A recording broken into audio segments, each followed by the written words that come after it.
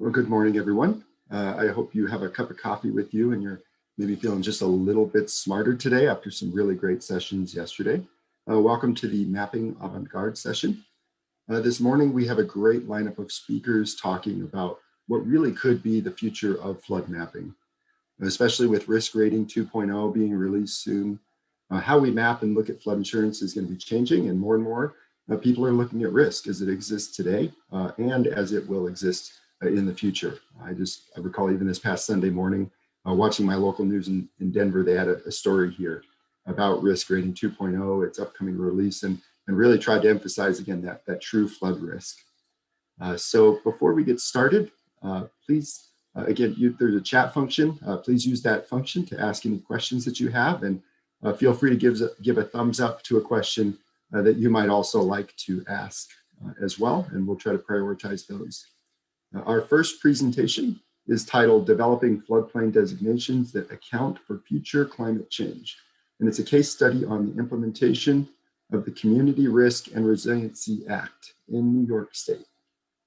Our presenters for this are David Sutley and Dano Willis. David is a resilience expert with more than 15 years experience in flood risk management, working for 4 federal agencies, including FEMA, the National Weather Service, Bureau of Reclamation, and the Corps of Engineers. He joined Dewberry's Resiliency Solutions Group in September of 2019 and has been supporting the advancement of unique flood risk management solutions. David grew up along the Gulf Coast and lived through many significant flood events. That exposure instilled a passion and desire to learn more about how flooding works.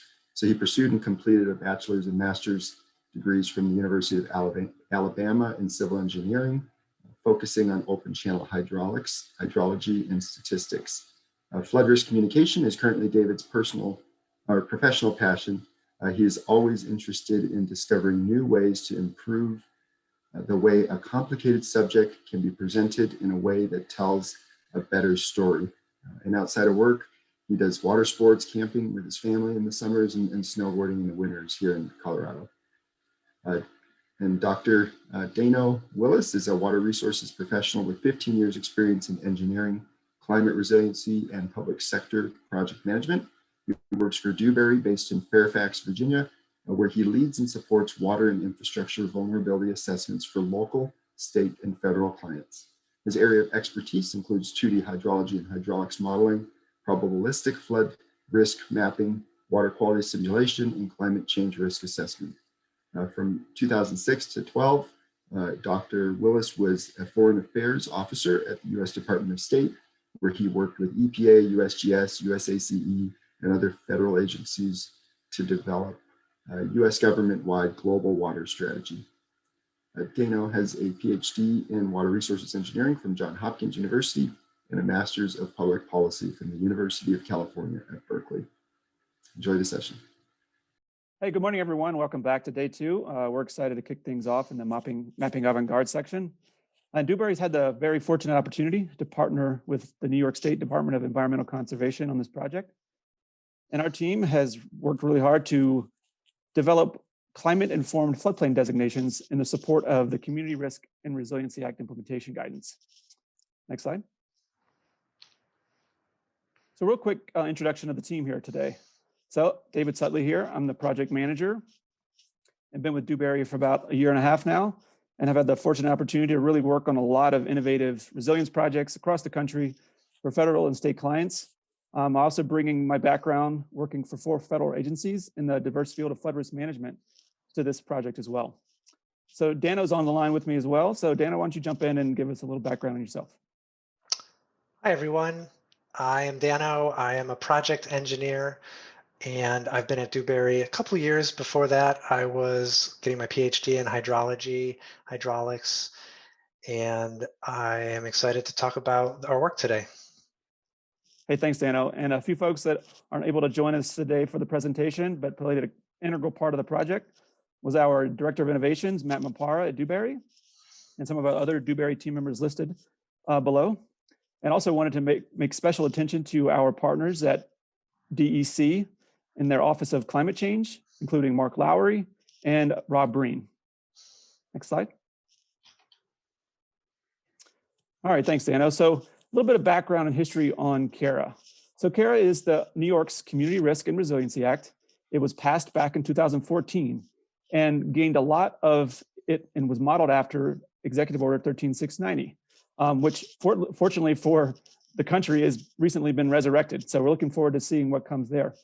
Also wanted to note that back in August, the state published the final guidance for the implementation of CRRA, and that really includes the specific flood risk management elevation guidelines to really drive the implementation and help regulators consider future flood risk in their decision making. Next slide. All right, so getting at floodplain non-stationarity, which is really sort of the underlying driving factor of some of these policies. We understand and know that what we've done and our understanding of the past is not going to provide us a good enough perspective on what's going to happen in the future. We know that the 100-year flood risk or 1% annual chance floodplain designation is not going to adequately account for future flood risk due to climate change.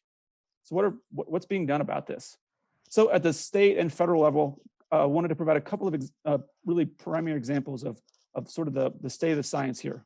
So in the federal flood risk management standard, which is tied back to Executive Order 13690, which I mentioned a second ago, really contains some of those key approaches to inform future flood risk.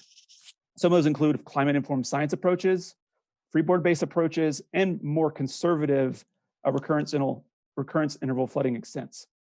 On the coastal front, the Maryland Climate Ready Action Boundary, also known as CRRA, is taking a similar look and really projecting out the additional horizontal extent of flooding by adding additional freeboard to their regulations. Thanks, Dano.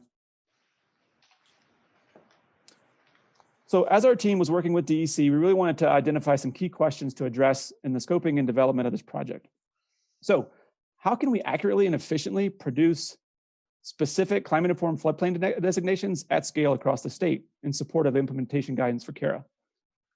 And if we're doing this, how do they differ? What are the main areas that we need to consider when we're thinking about impacts to communities when we start to potentially regulate something that's going to be more conservative? And then finally, how can we produce those climate-informed floodplain designations in an area where we don't have existing flood hazard information in the forms of base flood elevation and flooding extents? So those are all things that we were working towards as we moved into the project development. Next slide. All right, so working with DC, we really identified the need to achieve what we came up with as a consistent, defendable, reproducible, and scalable basis for implementing CRRA in inland areas or riverine areas throughout the state. So we identified a pilot project that took into account a very data-rich area so we could evaluate the approaches in the flood risk management implementation guidance along riverine flood hazard areas. Those included, as briefly introduced before, freeboard approaches, not only the vertical extent, but the additional horizontal extent of flooding, climate-informed science approaches, and in New York State, that includes adding 10% and 20% to the 100-year discharges. And then finally, we wanted to evaluate the performance of a hybrid approach, which used machine learning to predict flood extents and flood hazard areas where we did not currently have engineering data to back it up. So, and then finally, we'll kind of wrap up everything up with sort of a potential next steps on how to kind of scale this project out more broadly. All right, thanks, Dano. So in a second, I'm going to turn it over to Dano to kind of take a deeper dive in some of the specific areas of this project, including the designation development, our comparative analysis of our mapped areas, and our performance of our hybrid analysis, as well as discussion I'm going to have in a really kind of our future next steps that we see as being good kind of organic ways to move this forward. Thanks. Thanks, David. I am now going to talk about the 7 different floodplains that we developed, the floodplain designations, as potential floodplains for to consider for the New York State to consider as climate-informed floodplains. I'll get into the details of these 7 floodplains in a bit. Very briefly, our methods for developing these 7 floodplains, we used existing base level engineering analysis in 2 counties in New York State, St. Lawrence County and Wyoming County. We used that existing base level analysis and some new base level analysis to to map the 100-year floodplain, the 100-year plus floodplain, the 100-year plus 10, 20%, 10 or 20% floodplains, and the 500-year floodplain. Base level engineering uses HEC-RAS modeling, uses high resolution DEM, has some approximate information about structures, but it does not include survey data like a detailed FEMA flood model would. We also used a novel approach to estimate the freeboard-based floodplains. That is the 100-year plus 2 feet of freeboard and the 100-year plus 3 feet of freeboard. And we developed a geospatial tool in Python that took the existing floodplain, raised it by that freeboard, and then extended out the boundaries of that floodplain until it intersected the floodbanks. So we provided all of these floodplains to New York State in a geospatial tool. And I'm just going to walk through what these 7 floodplains look like to give you a sense of that, and also a little better explanation of exactly how we calculated them. What you see here is a map of a small community in rural Wyoming County, New York, and the red here designates the 100-year, the floodplain based on the 100-year discharge. If we go forward to the 100 plus 10% floodplain, you might have noticed that the floodplain extended just a little, and this would be the floodplain due to the 100-year discharge plus an additional 10% of that 100-year discharge. Then we looked at the 100-year plus 20% discharge, and again, you might have noticed that the floodplain boundaries extended out just a little bit. We looked at the 500-year floodplain, and then we also looked at the 100-year plus floodplain. This would be the floodplain from the 100-year discharge plus the predicted error in the 100-year discharge. So this would be kind of an upper confidence limit of the floodplain, of the 100-year floodplain. And then, like I mentioned, we looked at the 100-year plus 2 feet floodplain. That's 2 feet of freeboard. And you might have seen quite a big jump as we go from the 100-year plus to the 100-year plus 2 feet in the area flooded, and then the 100 plus 3 foot floodplain. So those are the 7 floodplains we looked at. All of them were recommended to us by New York State because they felt that all of those could capture some aspects of what the floodplains will look like in the future due to climate change. Now, we did a careful comparative analysis of those 7 floodplains so policymakers could understand exactly what would be the implications of using any one of them for their climate regulations. What you see here, for example, is a map of the additional area flooded by the 100-year plus 3 foot floodplain compared to just the 100-year floodplain. And so all of this area is, for example, additional area that might be regulated, or some guidelines might be associated to if that 100-year plus 3 foot freeboard floodplain was used as their climate informed floodplain. We did a comparative analysis of these floodplains, and so let's look at the most basic metric, which would be flooded area. And so this is in both of those counties. This bar plot shows that about 200 square meters are flooded by the 100-year floodplain. If you go to the 100-year plus 10, plus 20, 500-year, 100-year plus, you see small increases in the flooded area, 2%, 4%, 5%. We see a big jump as we go from the 100-year plus to the 100 plus 2 foot floodplain designation. We go from 5% greater than the 100-year to 22% greater than the 100-year. And so this is a theme that we'll see in all the analysis as we go from the 100 to the 100 plus 2 plus 3 foot floodplains. Another way to look at this is by the increase in flood depth. And so if you look at the 100-year plus 10% floodplain, this bar plot is showing that the depth of flooding is about 3 or 4 inches greater than the baseline 100-year floodplain. The depth of flooding is still just a few inches greater. It's about 6 inches greater for the 500-year. But the depth of flooding increases significantly when you go to the 100 plus 2, up to 2 feet by definition, and the depth of flooding goes up to 3 feet, kind of by definition for the 100 plus 3 foot floodplain. So Dano, like just kind of trying to process these last two slides here. I mean, obviously we're seeing significant increases as to be expected with the freeboard approaches, but what I'm thinking about here is sort of a relative risk standpoint. I mean, what do you think as far as like just the kind of generally trying to characterize that recurrence interval surrounding those freeboard based approaches? Yeah, it's a great question. And so if you see the 500-year floodplain represents about a 6-inch increase in depth of the 100-year floodplain. These represent 2 and 3 feet, a huge jump. And so we didn't actually, you can't actually estimate that recurrence interval exactly, but it would be, I would say, much greater than the 500-year recurrence interval. So we're talking 1,000, 2,000 plus years of recurrence. So these represent very unlikely events but the key point here is that this is under present climate conditions. And so the next step would be, well, yes, so they're very unlikely today, but how likely are they 100 years from now? Good point, Dano.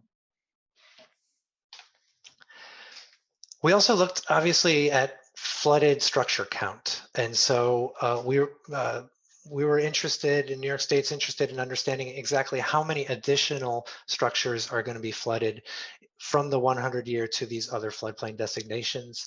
And so if we just zoom in, for example, on Wyoming County here on the bottom, under baseline existing conditions, the 100-year floodplain contains about 2,000 structures, which is about 1% of all structures in the county. That number increases slowly, but then again jumps significantly when we go to the 100 plus 2 and the 100 plus 3-year floodplains, where we go from about 2,000 to more like 3,000 structures flooding. And so we see like a 50% increase in the number of structures flooded. So that is a significant amount of structures that would additionally be regulated, for example, under this kind of floodplain designation.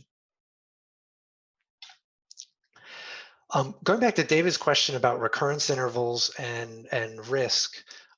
So we know under current conditions, the 100-year floodplain should happen about once every 100 years. We wanted to understand, okay, well, what about the 100 plus 10% floodplain? About how often would we expect that to happen under current conditions? And this bar plot shows that the answer is about every 150 years. Likewise, we looked at within Wyoming County. Likewise, we looked at the 100 plus 20% floodplain designation, and under existing conditions, that would happen about once closer to every 250 years. And so it's important well, before I say that, let me just say we did the same analysis in St. Lawrence County, and that was a little higher than in Wyoming County. So the 100-year plus 10% was at about a 180-year recurrence interval, and it was closer to a 300-year recurrence interval for the plus 20%. And so we see that it's interesting to note that the plus 10% plus 20% actually implies lower risk in Wyoming County, lower risk in St. Lawrence County because of the higher recurrence intervals than in Wyoming County because of the lower recurrence intervals. So Dan, I'm looking at the plots and seeing quite a bit of variability, just sort of kind of that range. Do you have a good sense of sort of like would be our kind of primary drivers or primary contributors to that variability? Yeah, that's a great point. I mean, in Wyoming County, for example, in the different reaches across the county, that equivalent recurrence interval could vary anywhere from less than 200 to more than 300 years. We did look at a couple potential drivers for that, and one of them was the relationship with stream order. And what we found was very interesting. We found that in general, as your streams got bigger and the stream order got larger, the likelihood of seeing a plus 10% or a plus 20% increase dropped, right? And so the recurrence interval, the equivalent recurrence interval for those increases in flow were a little bit higher.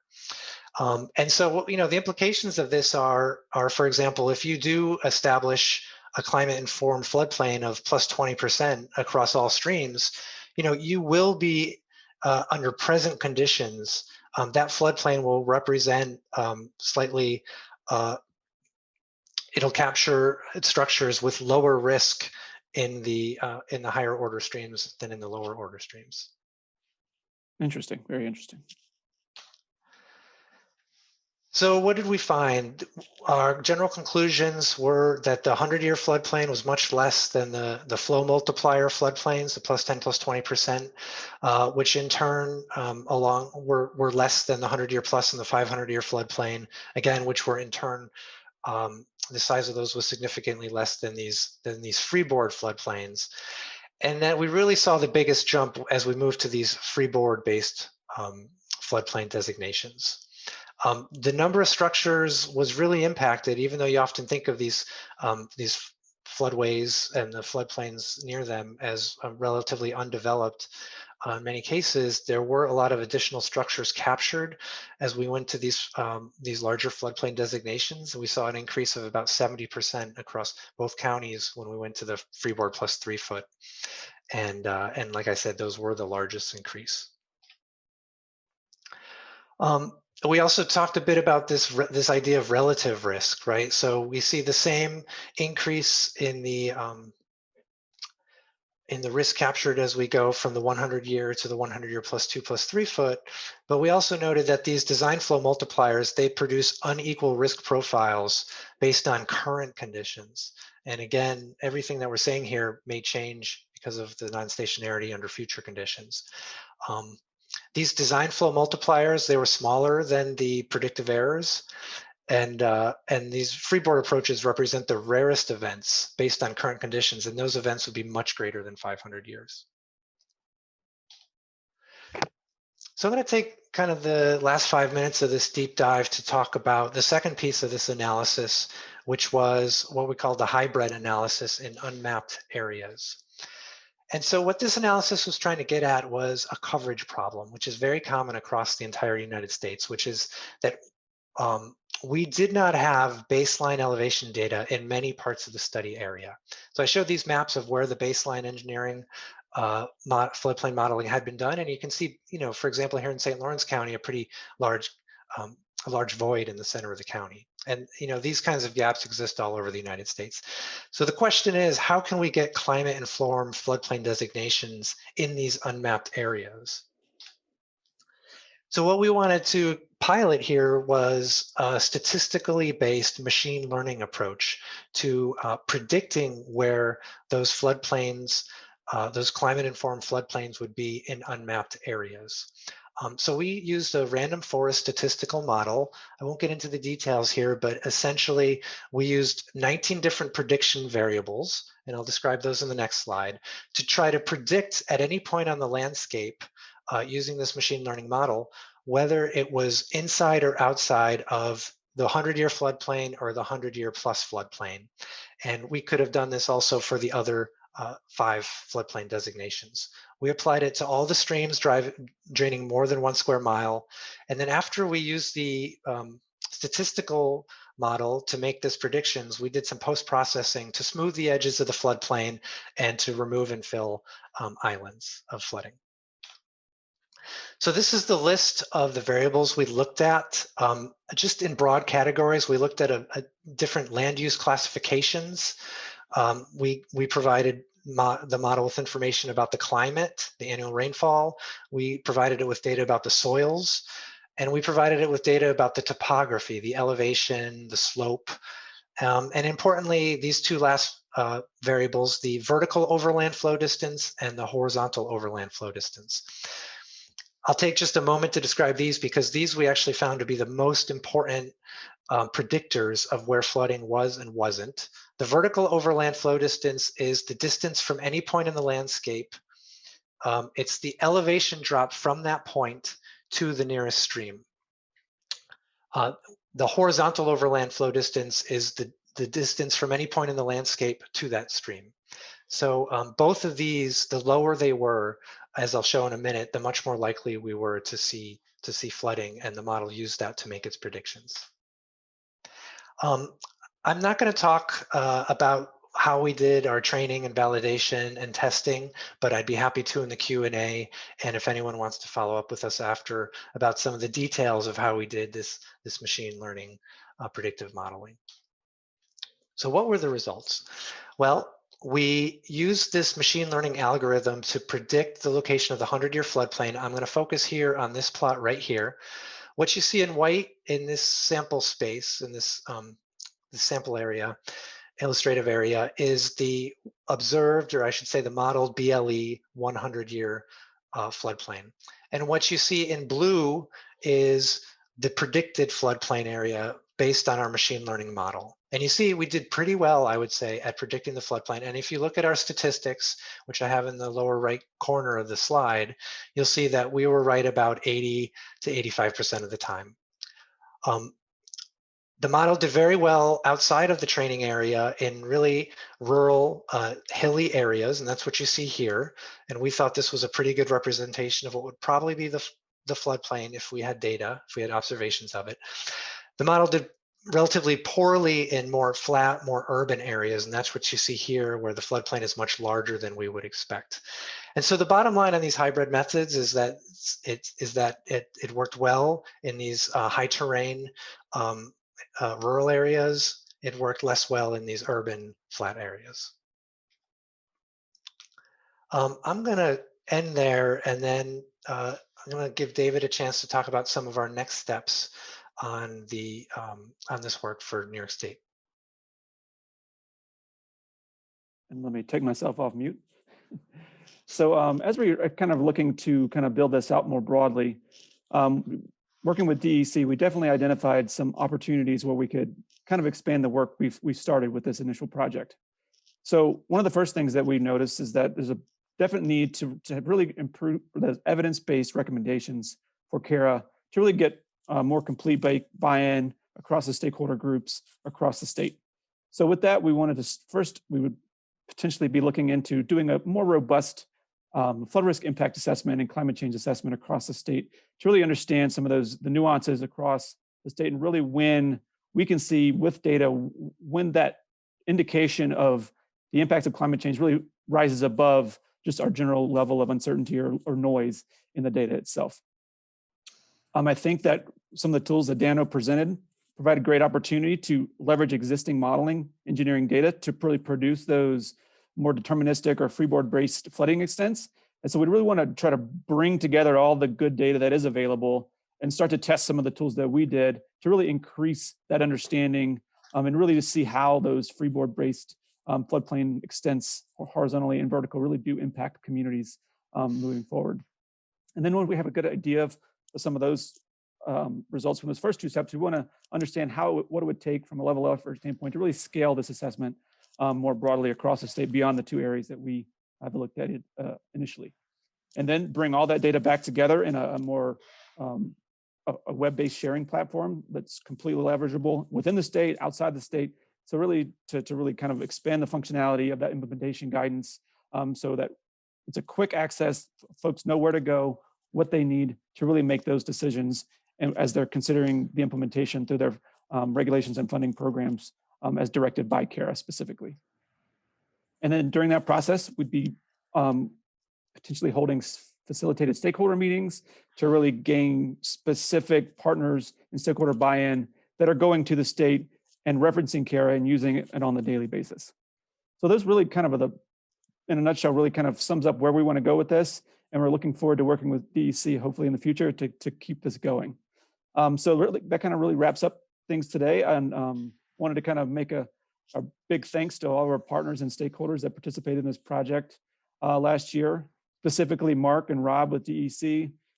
They really have the deepest understanding of the challenges that the state faces as they're rolling out the implementation guidance, and are going to be working with those folks day to day to really understand the challenges. And we hope to be there to support them moving forward. Also wanted to thank Kelly Higgins-Roche, the mapping coordinator and CTP lead with NISDAC. She was a great partner throughout this project and provided a great understanding of her perspective. And we're really looking forward to seeing the results of the CTP award during the conference on how this project potentially could gain some really good foothold moving forward. And then our other stakeholders included Paul Beyer with the Department of State, Amanda Stevens with CRRA, and Stevie Adams with the Nature Conservancy. So thanks again for all of the support we had on the project, and we're looking forward to questions after the break. Thanks.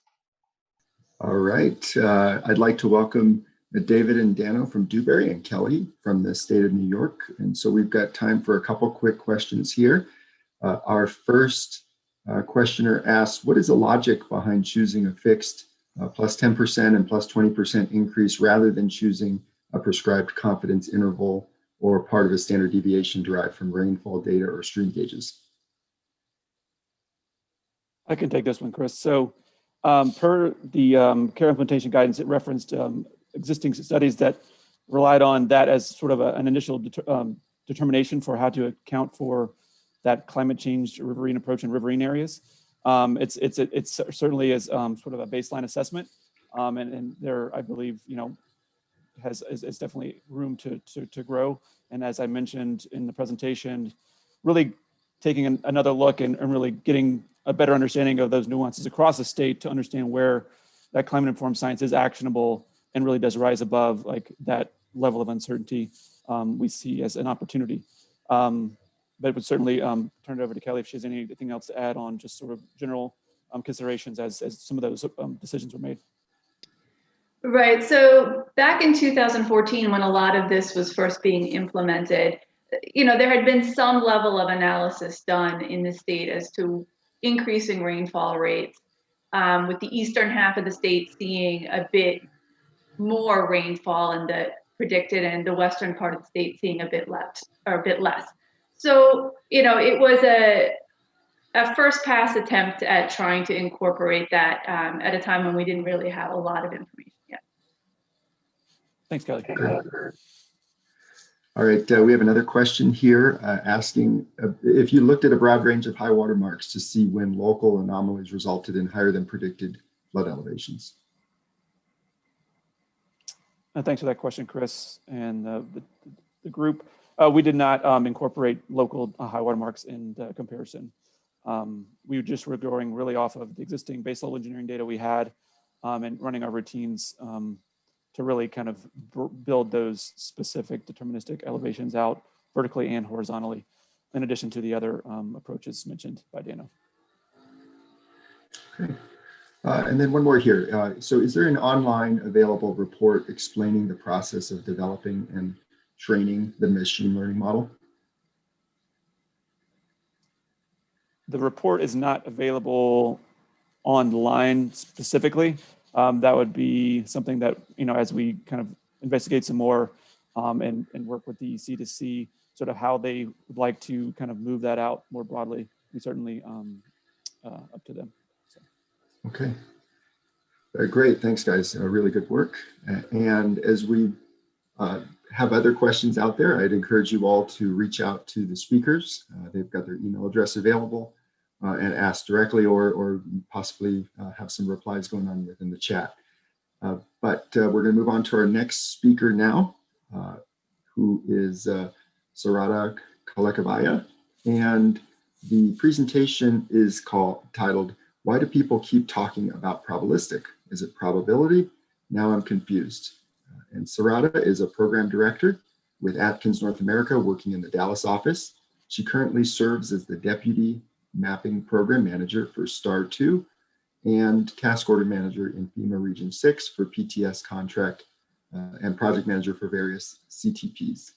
Also, she is currently involved managing multiple flood risk studies using the new technologies such as cloud computing across the US to gain efficiencies. Ms. Kalikivaya has a master's of civil engineering from the University of Louisiana, Lafayette, with a water resources focus. She's registered as a professional engineer in the state of Louisiana and Missouri. Here's her presentation. Hello, everybody. Welcome to ASFPM 2021. My topic here is, why do people keep talking about probabilistic? Is it probability? I know we're all confused about when the terms are so close to each other. I'll try to explain in simpler terms, first probability, and then talk a little bit more detail about how the probabilistic modeling or the approach is done. With that, let me introduce myself. My name is Sarada Kalikivaya. I'm a project director in Atkins Water Resources, and I work from the Dallas office. I have a 19 years of H&H experience in writing, policy writing, guidance writing, related to NFIP, and I have done a lot of H&H modeling, and I also do a lot of project management, mainly to federal, state, and local stakeholders. I'm also interested in finding solutions that are cost-effective and future-ready. And at the same time, as I mentioned, I'm a H&H modeler by profession, but at the same time, I do know the models or the H&H modeling concepts can be very technical and challenging to explain. And I take a lot of time to make sure that I explain them in simpler terms. And here is a way of saying a difference between a probability and a probabilistic approach, and I try my best to explain the difference. So before we talk about a probabilistic approach or for flood modeling, we need to understand the fundamentals of probability. Here is a crash course and a probability from middle school math class. Probability means possibility and our understanding of the outcome for an event. For example, when we toss a coin, we get head or tail. Two possibilities, similar to floods. Either they happen or they don't. Before we talk a lot more, I mean, there are a few things that you need to understand from a probability side has that probability has a scale, which actually is a measure how certain an event is to happen from impossible to certain. If you think about pigs will fly, and we know that it is impossible, with certainty, we can say that the sun will come tomorrow. We rely on it. And then when we talk about rain, we trust the weatherman or weather channel, but it's an even chance. It can happen or it doesn't. So how do we go from impossible to certain or in between to understand a particular event happening? For that, we need one more slide of probability theory to learn. For all of us here are more interested in floods, let's talk about them. Based on the experience, we know the areas that are flood prone based on the historic data. That is called actually experimental or observed probability of a flood. Experimental probability concept means it's of an event. It's a number which describes the recorded likelihood of an event happening, just like a flood happening. But at the same time, theoretical probability means it's also actually measured between a 0 and 1, and it describes the anticipated likelihood of an event. So we actually use experimental probability to understand theoretical probability of the floods. We learned a lot about the theory about the probability so far.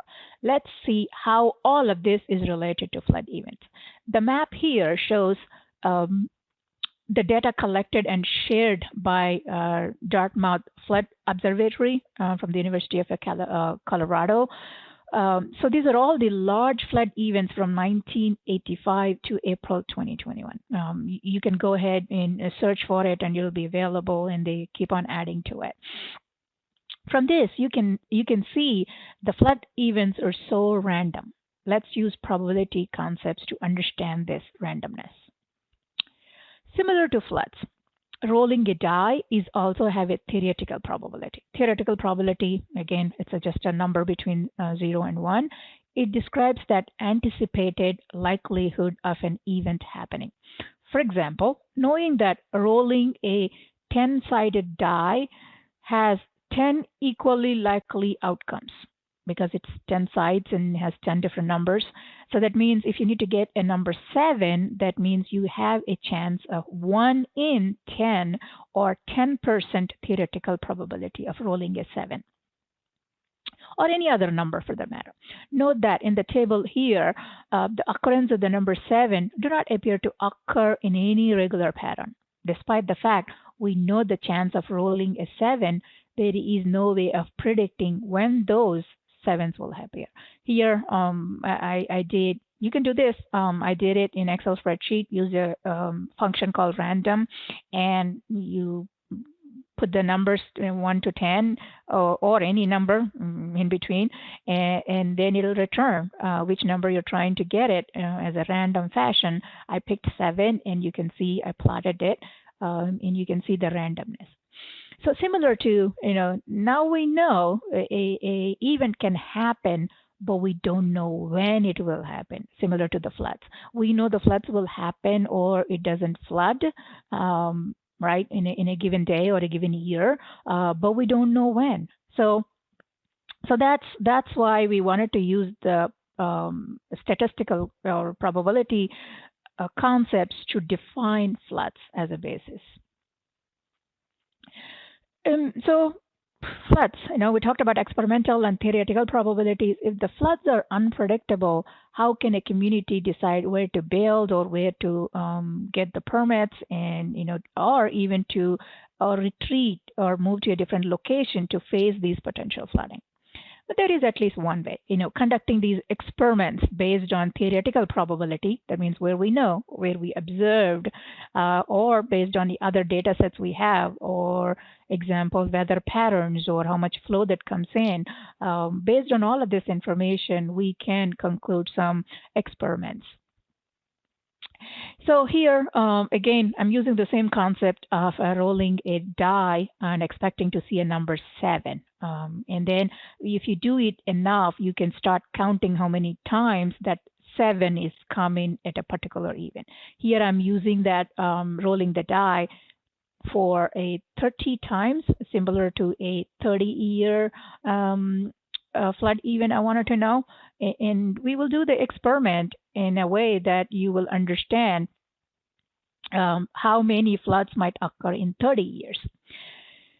So as you see, in each of these experiments, rolling a 10-sided die 30 times produces a random sequence, right? I mean, you can see all of these. What you see on the left side is I rolled every time a die, and I expected to see a number 7, and I color-coded it to blue. You can see I have done it enough times that you can see that the randomness. But when, however, when you plot these total counts from each of that 30 rolls, I can see a distribution of the data, and these are the possible future outcomes, and I see a pattern or a distribution, which is what we are interested in knowing. What is that pattern? And if we do it enough, I think we'll be able to identify what is that peak of that information that we need to use in our flood modeling. Before we try to understand about the modeling, we're going to also talk about how we are doing the modeling now. But before that, as a hydraulic modeler, hydraulic engineer, I wanted to show an animation of how the floodwater propagation. So keep these concepts in mind when we're going to talk about how we're doing the flood modeling now and how we wanted to do it as part of the probabilistic modeling. This will help you that the flood events are not constant, or they keep changing. So here is a model, and let's look at the left side of that channel. And you can see there is one event went, and there is that flood event shown, and then the right side channel is started propagating. And if you would think that on the left side channel it's constant and there is no change, but the impact from the other side of the channel, or the right side channel, is impacting the left channel as well. So it's two different, it's happening at the same time or similar time, but there is a gap in between. So the flood wave propagation is important to understand whether you want to consider the chance in the middle, or you wanted to consider all of these possibilities into consideration, so that you can actually model all these challenges, all of these special different events into consideration before you say, here is the flood risk.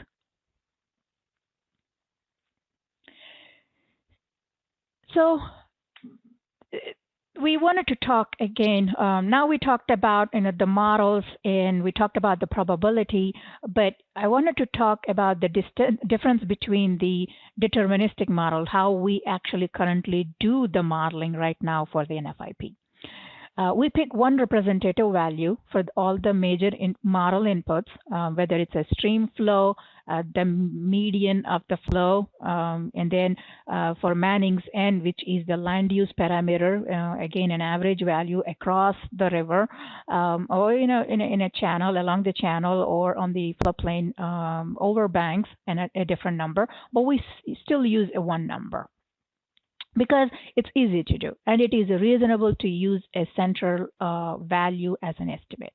But we don't consider some what if scenarios, just like what we saw in the previous slide where the flooding is happening from two different sources. The river, again, the what if scenarios that I wanted you to think about is, what if the river is full of flood debris and behaves differently? What if the rain is happening after a very dry spell and then it's happening now? What if it rained yesterday, but again, it's still raining again?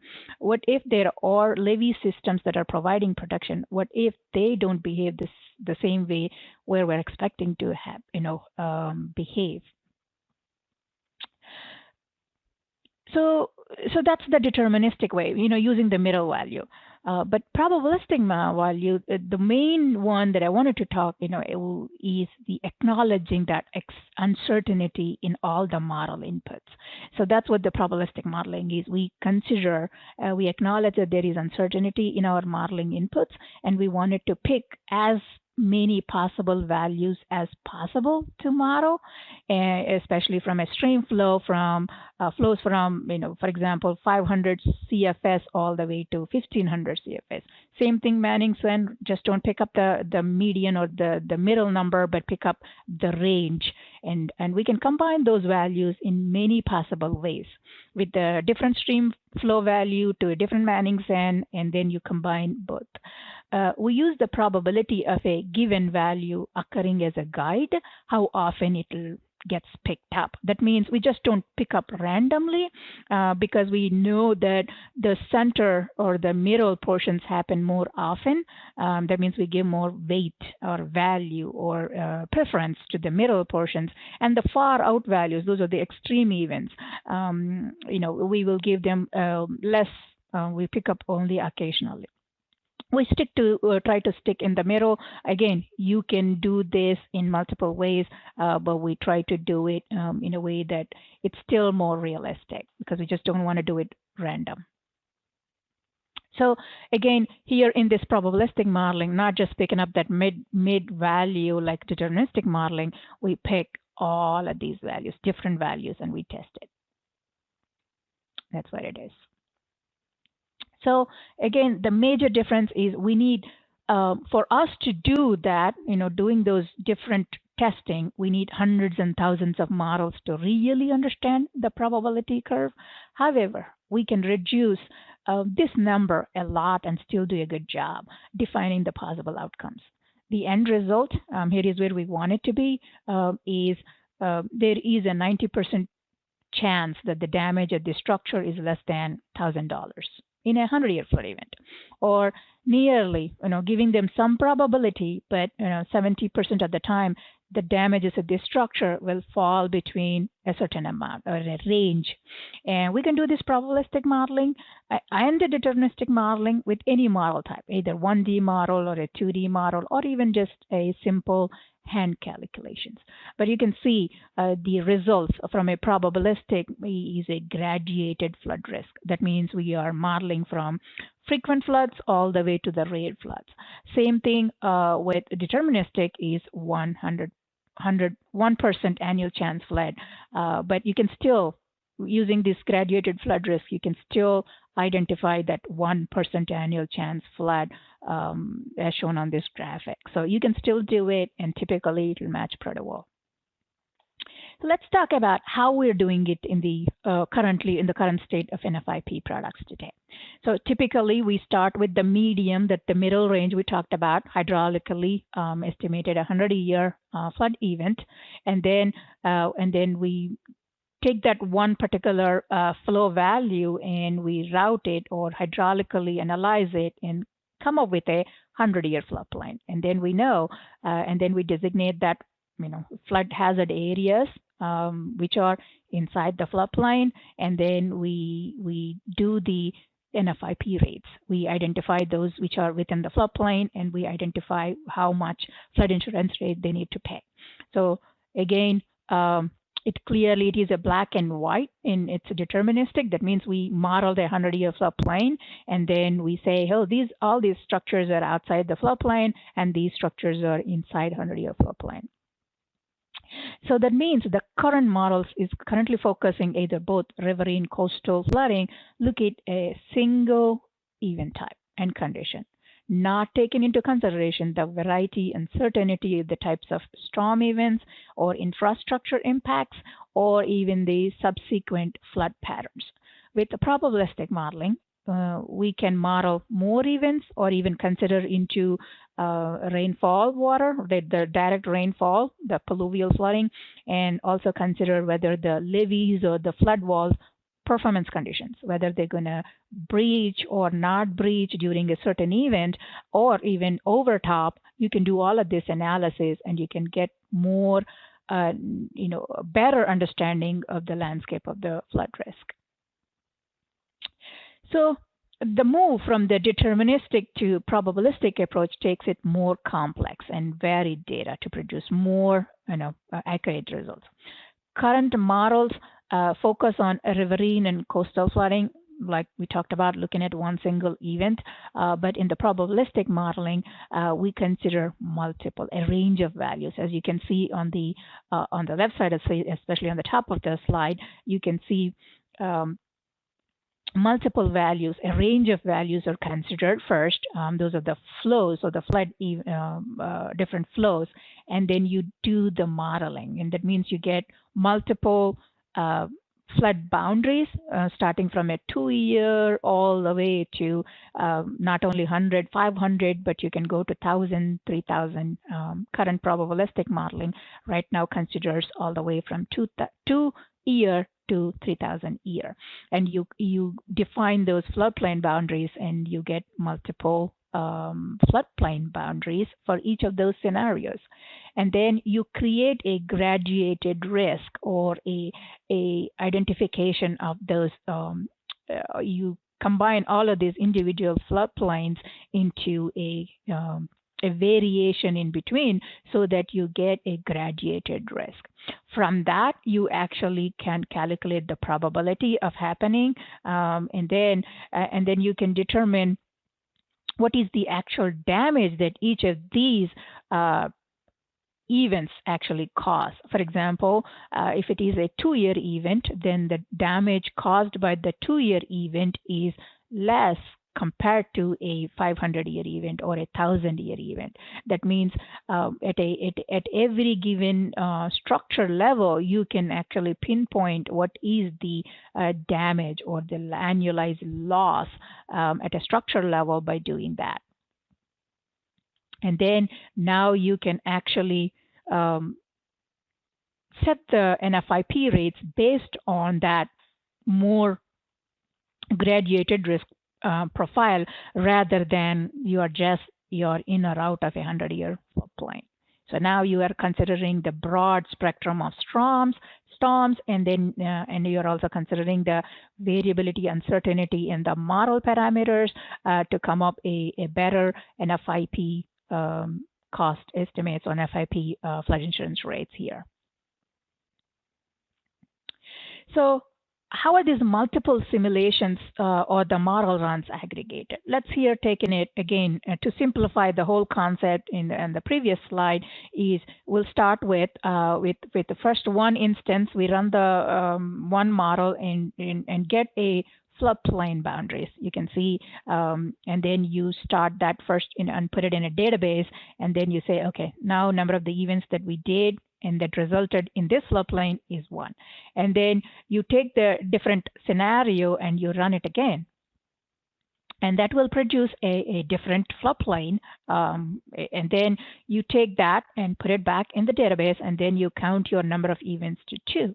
So now every time you do it, then you can identify that which areas were flooded in the first round, and then it flooded again. Then you increase that particular area into 2. So you can repeat this multiple runs into multiple and identify every area, how many times it's actually getting flooded, and then you calculate the average annual exceedance probability as you divide that, how many times you did the events, and you get the probability. So that's how you come up with taking all those model simulations and come up with this, what is the probability or the annual chance of exceedance probability at a given point. So this helps. The difference between the deterministic and the probabilistic is structures designed either inside or outside of a flood hazard areas. That is the deterministic approach, and that's what we've been doing. And this probabilistic approach, the structures are assigned specialized, analyzed probabilities for being impacted by flood. So you can see the difference between the deterministic, which is in or out, black and white, but in the probabilistic, you can actually determine the probability by running these multiple simulations, and you can come up with that actual probability of happening. So what are the reasons for this modeling approach? It's nothing is certain, and it's complicated. You can see there is multiple options here. When nothing is certain, will the ground be saturated before the big rainfall comes? And it is dynamic. It's complicated. And then actually things change over time. So you need to consider that.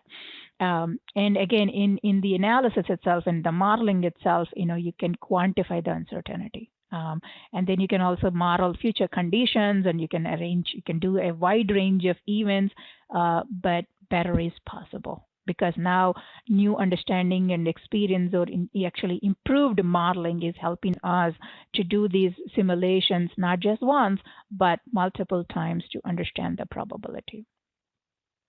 So finally, we're still using the probability to understand the uncertainty of floods using the probabilistic approach.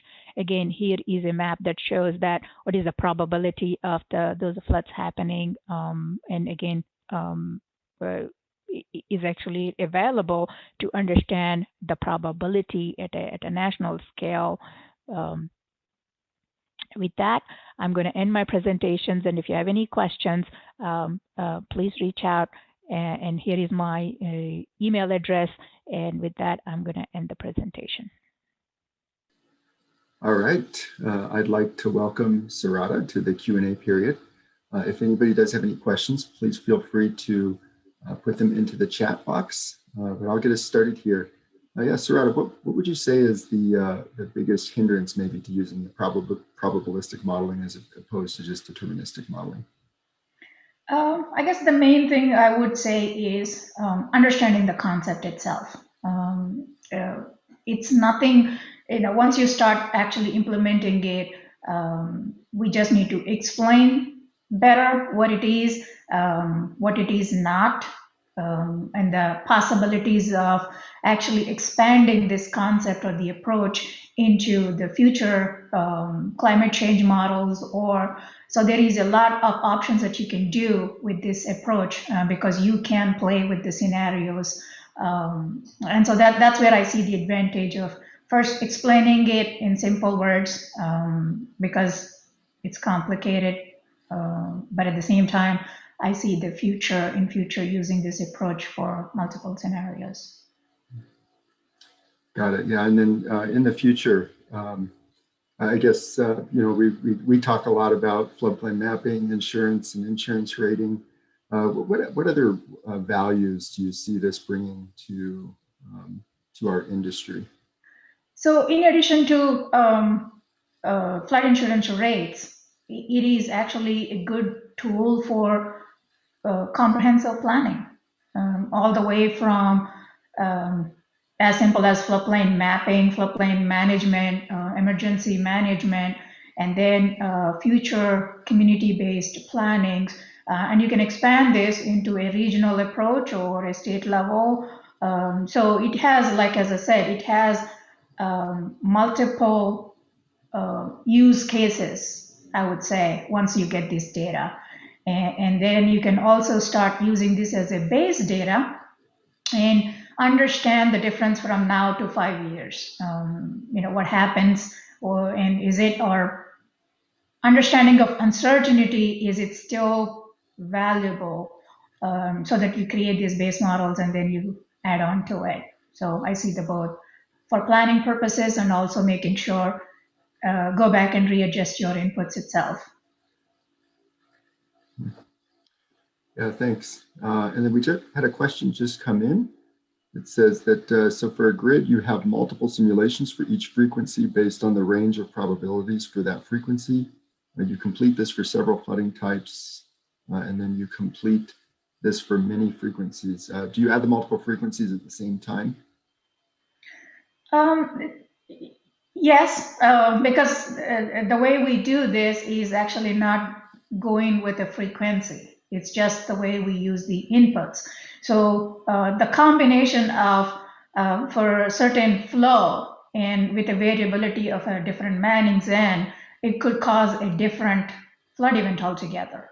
Right now we are in a deterministic approach. We are assuming if all of this happens this way, it's going to cause a 100-year floodplain. But if you have a different combination, it can still create a 100-year floodplain. That's what we're trying to do, is vary the inputs of the modeling, and then you come up with that, what is the probability in the end. So again, not just picking one number, it helps you play with a broad range of variables. And then, as I mentioned, you can actually combine those as you see fit, including, for example, riverine analysis, completely separate, and then your direct rainfall, which is the pluvial, as a separate event. And then, as we know, there is a possibility that they never happen at the same time, especially you talk about a flood, a big river system. It could be a localized rainfall, but there is a rainfall that happened upstream of your watershed, and so that means they never happen at the same time. So you can keep it separate or you can combine it, and that way you can actually understand the flood risk as you see that's happening. Great, thanks, Sarada. And just real quick before we move on, we were having some issues with presenters being able to respond to the questions in the chat. So they'll respond with a larger response possibly to multiple questions. We had a couple more questions come in, Sarada. And then also just note everyone's contact information is also in the narrative program that you can find to reach out as well. We may put those in the chat as well. But our last presentation is titled BLEs and the Flood Risk Factor, Competing Sources, Different Stories, or Beneficial Partners. And this is being presented by Lee Beshoner. Lee is branch office manager and a water resources engineer in Fayetteville, Arkansas for FT & Associates, a water resources environmental consulting firm based in Little Rock. He is a registered PE in Arkansas, Louisiana, Oklahoma, Mississippi, Missouri, and Texas in CFM. He has over 18 years experience in water resource engineering, including analysis with H&H and water quality modeling, flood insurance studies, and engineering design in diverse riverine environments. He has worked on a wide range of projects involving H&H engineering design and water quality modeling, and has extensive experience working on various types of FEMA projects, the MapMod program, risk map, and regulatory issues and requirements. Lee serves as FTN's lead engineer in the use of GIS and H&H applications, and is a technical lead on the Arkansas CTP project for FT & Associates. I'd like to welcome Lee in his presentation now. Hello, everybody. My name is Lee Beshoner. I'm here to talk to you today about base level engineering and the flood risk factor. The goal for today's presentation is really focusing on defining both of the sources of information, discussing some of the similarities or the differences, talking a little bit, showing some examples from the state of Arkansas, where we do have a little bit of that information. And finally, talking about how they're communicating some of the information, particularly from the website side of things, and going over the conclusions of what we found in the state of Arkansas. The First Street Foundation was the one that produced the flood risk modeling. Came out in 2020, as many may have know. You can see a lot here on the slides. I'm not going to cover everything about it. I'm not going to go into it overly technical either, but you can see here it's built upon research. It's a partnership. A lot of academic institutions are involved in this. You've got very respected individuals and institutions. So it is scientific based. It's peer reviewed.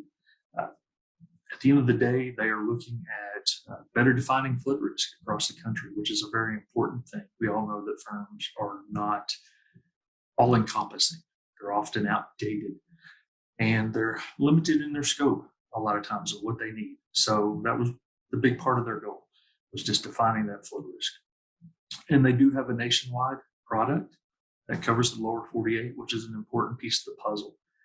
And by doing that, they provided a consistent and unified methodology. So again, an important aspect to keep in mind as we move forward here. Nationwide, for the lower 48 states, they cover looking at fluvial flooding, coastal flooding. And then they also go into providing flood data for areas that had no previous flood information. And they're also accounting for areas that other modeling doesn't, such as environmental factors, climate change, things are projecting down the road. So hearing about all this, thought was, wow, this is great. This is interesting. Consider maybe using some of this stuff. With that, the engineering side of me says, okay, let's look under the hood, so to speak, if we're referencing car metaphor here. And so let's dive into what is more of how it's done.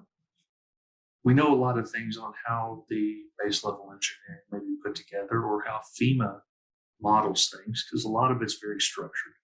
It's very defined in how it has to go about things. There's a lot of rules, specific technical references, standards that we have to follow on things. But there's not maybe as much known on how the First Street Foundation put together their information. So we looked into it. First off, it's a probabilistic based modeling. Some people may be asking, well, what does probabilistic mean? Or what does probabilistic modeling even mean? Well, don't worry. We're not going to focus on statistics today. We're also going to keep it pretty high level and pretty simple. Simply put, probabilistic means that randomness plays a role in predicting future events. Probabilistic modeling goes a step further in that it incorporates random variables and probability distributions into modeling an event. What is the model itself based on? You have a raster-based 2D model. For the First Street Foundation's modeling, they use a 30-meter topographic grid with NHD+ enforcement on the grid for connectivities. That was a little bit of a surprise, but I understand as an engineer that if you're doing a nationwide model, you do have to do some things to keep it reasonable in run times. For channels, they do separate things out in what they call a 1D subgrid formulation method that allows them to decouple it, as they refer to it, and model multiple channel sizes. As far as how they do hydrology, they don't use it, and it's not really rainfall driven. It is based on a regionalized flood frequency analysis, which requires the use of stream gauges. And then for ungauged watersheds, they develop characteristics of similar watersheds which has gauges in it. And they link that characteristics of similar gauged areas to those ungauged areas and make that application hydrology parameters to those. They do map things to a reasonable 3-meter topographic grid. And they do model a lot of events. So they model all the way from a 5 to a 1,000-year cycle event.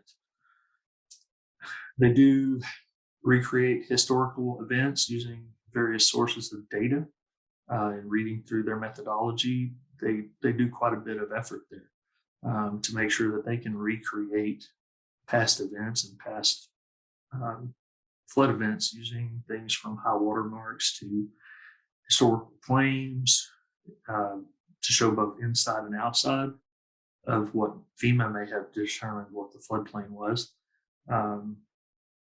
to make sure they get the full picture of what might have had happened during that event. And then they also incorporate man-made impacts, whether it be gray or green infrastructure. Talking gray being levees, dams, things of that nature, and green being wetlands, anything that will offset stormwater runoff.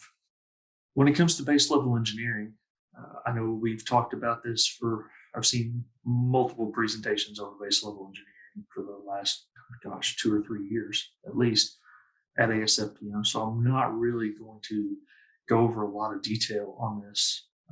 So in short, base level engineering is simply a watershed-wide, it's cost-effective method for modeling and mapping and preparing, hopefully what we term as a more accurate flood risk data set than the current effective firms. Key being that has engineering backing, it's model-based, and it's going to produce products that are designed to be scalable moving forward. With that, it's probably more likely going to be on a watershed level, typically a HUC-8, and it's going to be linked to detailed topographic data. In most instances, it's going to be related to LiDAR information, typically a QL2 level. And with that, the methodology over recent years is going to become more standardized.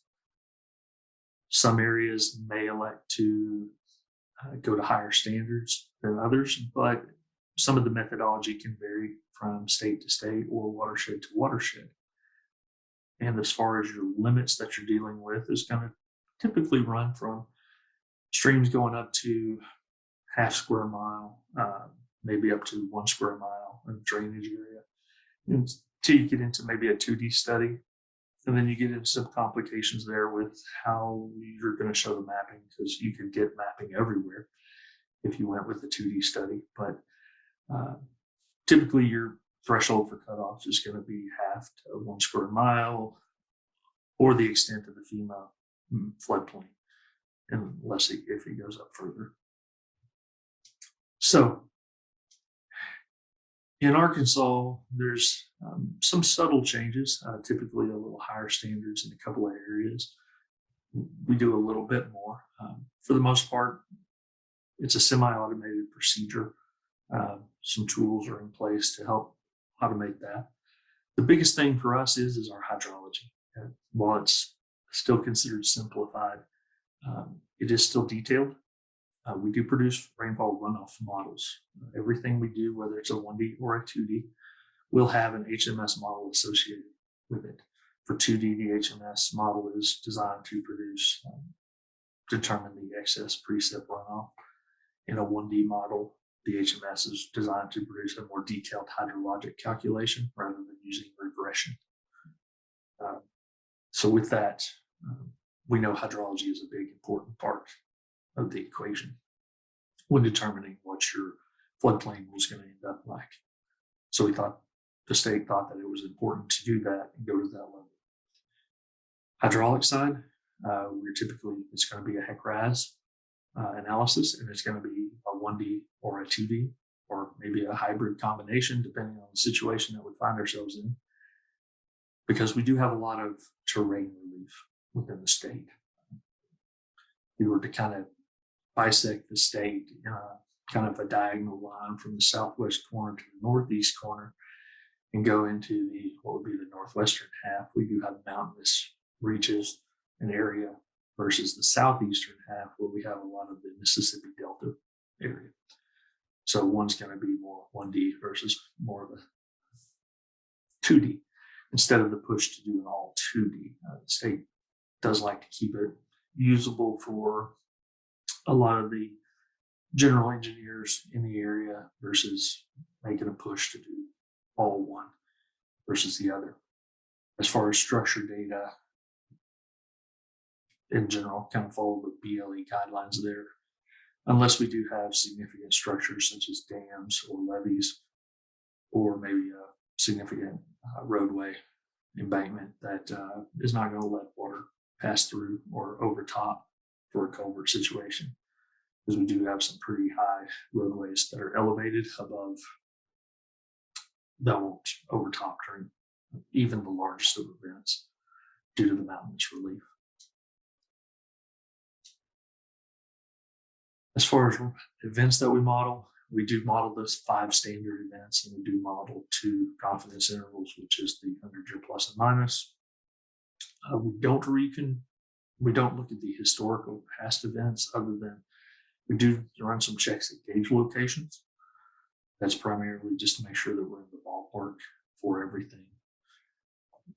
It's not going to be a calibration, so to speak, but it is more of checking to make sure that the data that we're producing is close to what has been observed in the past.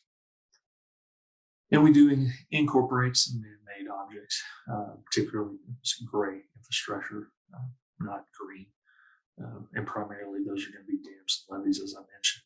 And when we do levees, we are starting to incorporate more of the analyses of with and without, just because of the BLE characteristics, the requirements there of the certification aspect and communication with the stakeholders to show what happens if you do not do this.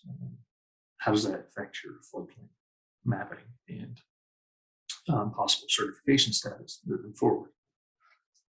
So when putting this together, we came up with this comparison.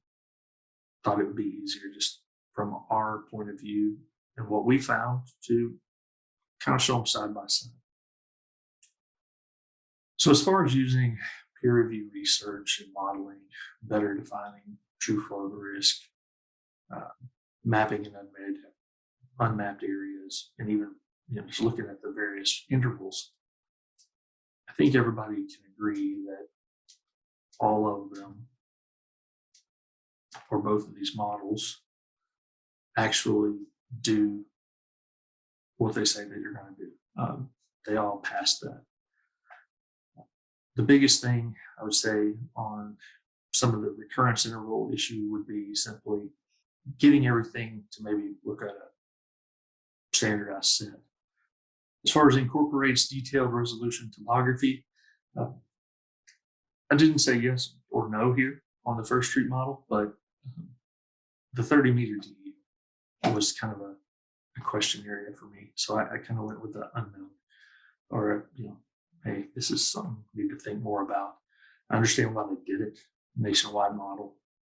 You got to make some assumptions here to make it run better, run faster.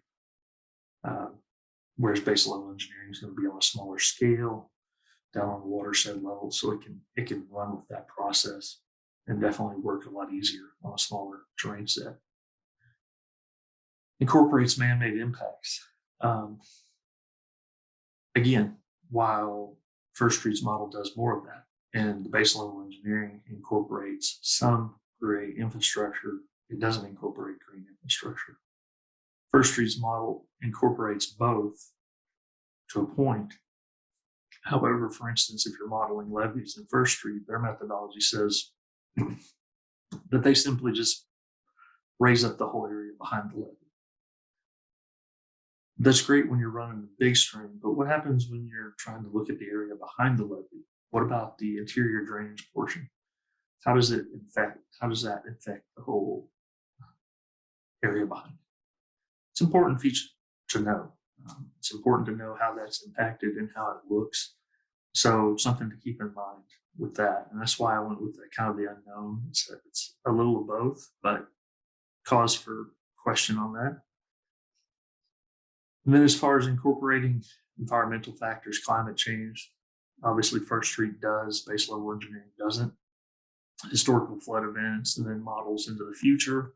Again, First Street does, base level engineering doesn't on both of those. When it comes to our hydraulic modeling, we know that we have a nationwide domain for one, but we have a watershed level for another. For base level engineering methodology, one's probabilistic, one's traditional.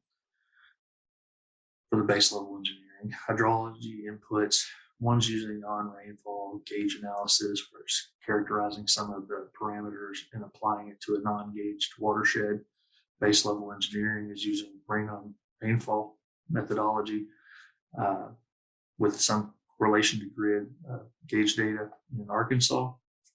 Again, we don't have enough gauges everywhere in the country, in my opinion, especially in Arkansas, to be able to say that one of these methods is necessarily better than the other.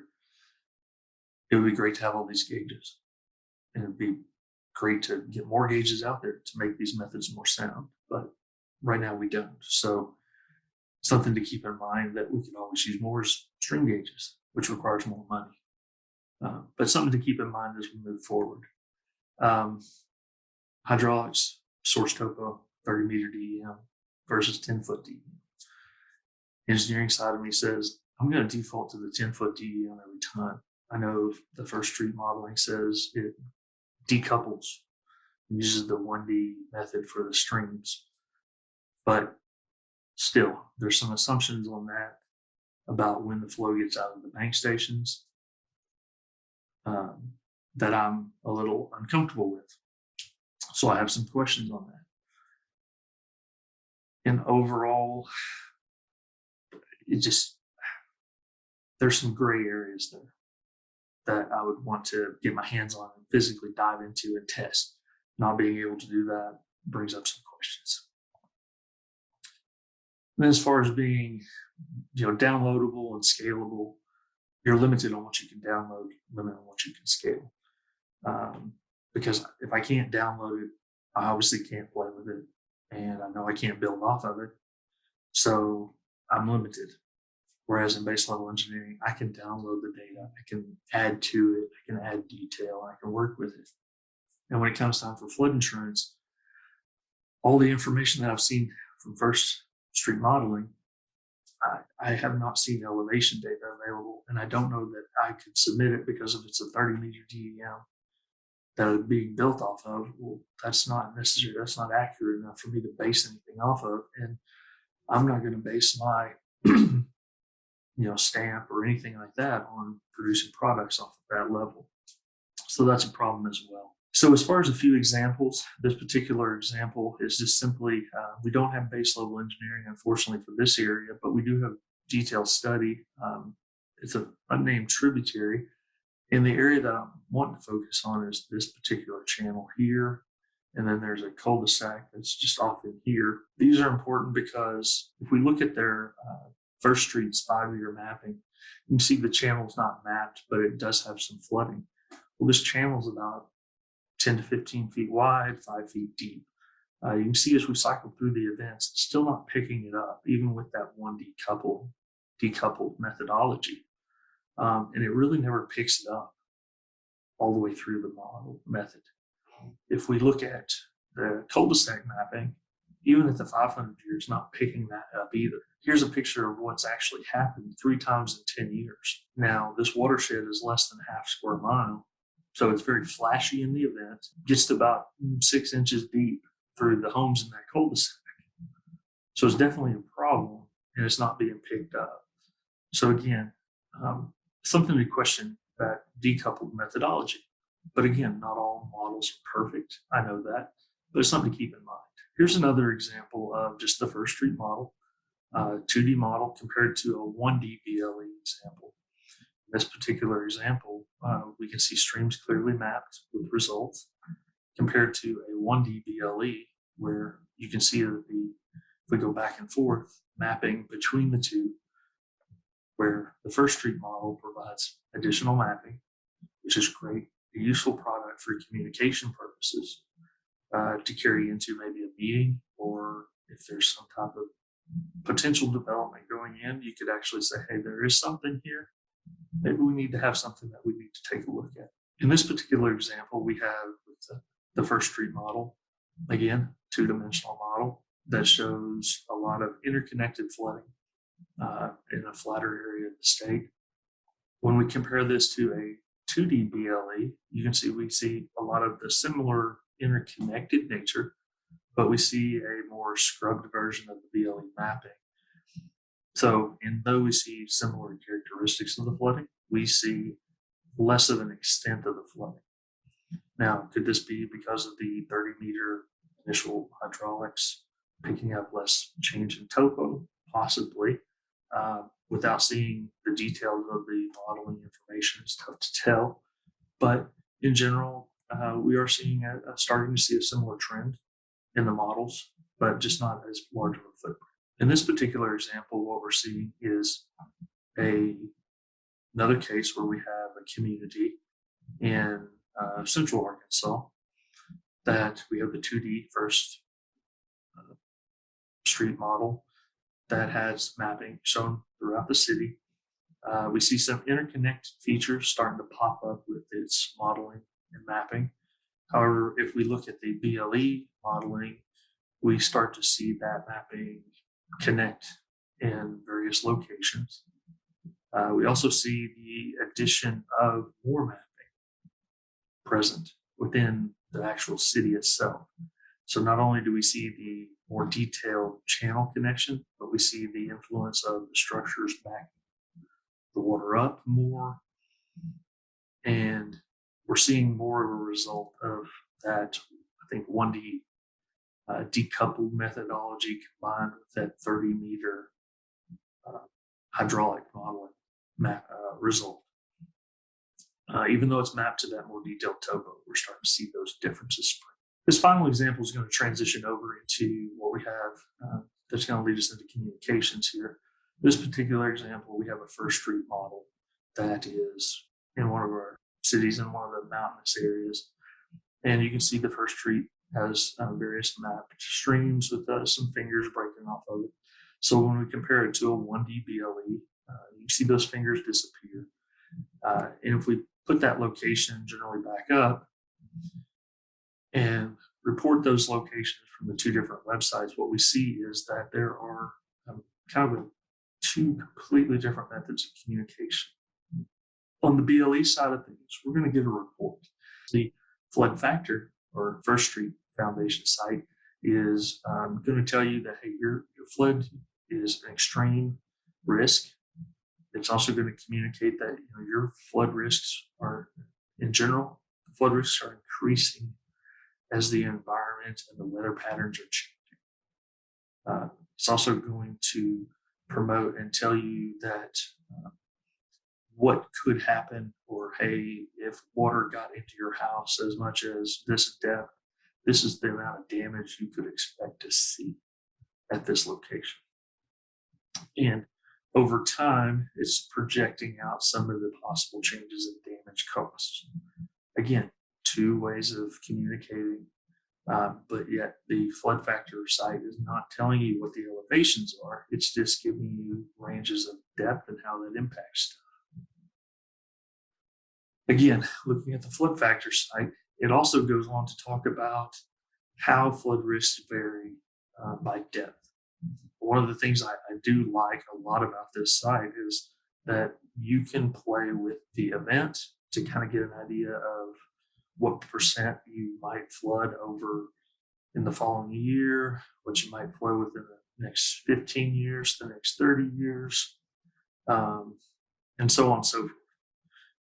As far as that, you can even look and see at 5-foot depth, what will you experience in your home that might get damaged? Likewise, you can see through the various depths, maybe up to 3+ feet, what might happen, what might get damaged within your home. And then you can even go so far as changing what type of building you're on, your foundation is on, whether it's on slab or you're on a crawl space or you're maybe elevated on piers. And then as you continue down their website, again, they talk about the environmental factors that are driving some of these changes possibly. Whether it's sea level rise, if you live on the coast, the water surface temperatures of the Gulf, the Atlantic, the Pacific, and even the precip, and how it's maybe going to be changing over the next 15 to 30 years, and how that can be changing your information. All of this is important information. And it's a way of communicating different things to people. Again, a lot of this is talking about communicating things and mitigating the risks. And then finally, they go on to talk about, hey, what can you do to protect your investment? Again, we're trying to mitigate things and we're trying to lead people to action. And this is a really good website trying to lead people to change, because we are trying to get people to do things and maybe stop them from being as dependent on, the federal government and the NFIP and things of that nature, and take some action on their own. So they give you basic things to look at and take into account. Now, as far as the BLE communication, as I mentioned, it's very different in how it communicates. It's very focused on the data, the technical side. It's going to show you the information, but it's also going to let you download the data, because it's designed to be built upon and be scalable. So not only can you look at your property, look it up, but you can also download the data sets.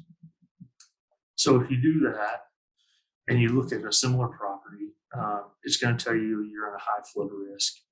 It's going to give you the option to download your model, but it's also going to give you a report like we looked at before, where it talks about what your elevations are and what your depths are.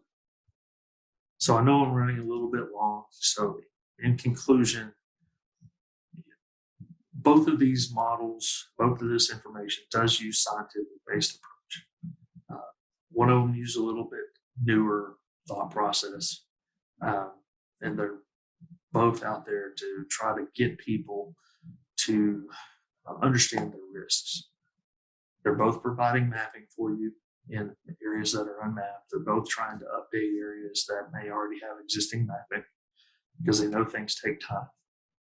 They're just trying to get out there in new ways to communicate to people that there are risks out there everywhere we are. There are some good points to each particular one. The key is going to be looking at understanding what the end game is and knowing which one to apply and how to best to communicate what you're doing. Understanding those limitations of the model moving forward is by far the key.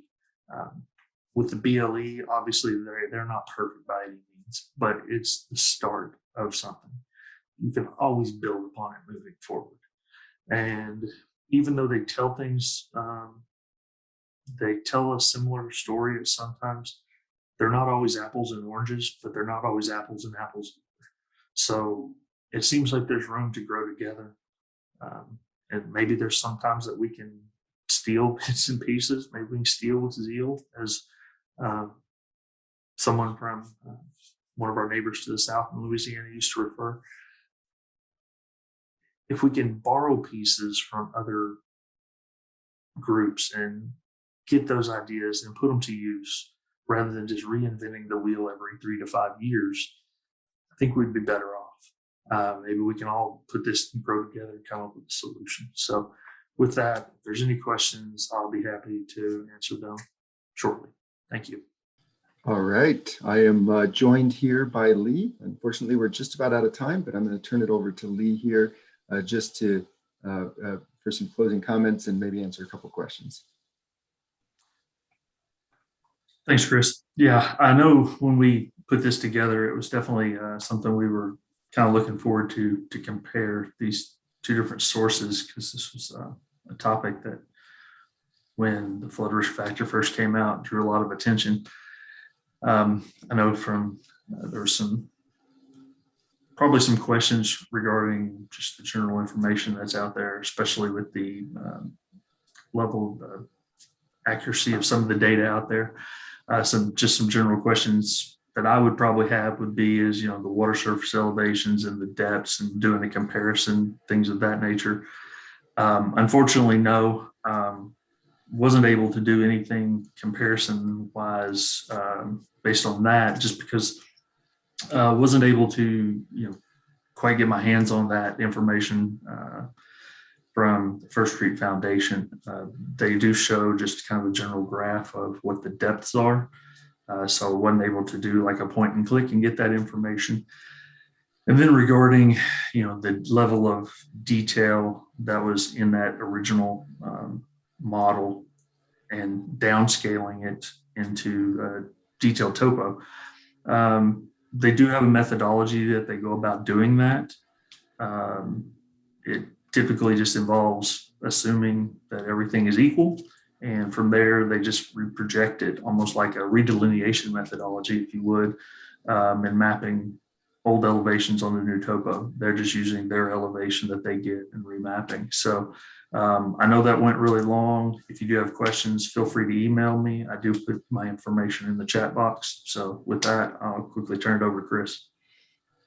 Got it. Yep. And thank you all for joining us for the session today. I hope you have a great rest of your day and enjoy some additional sessions. So take care, everybody.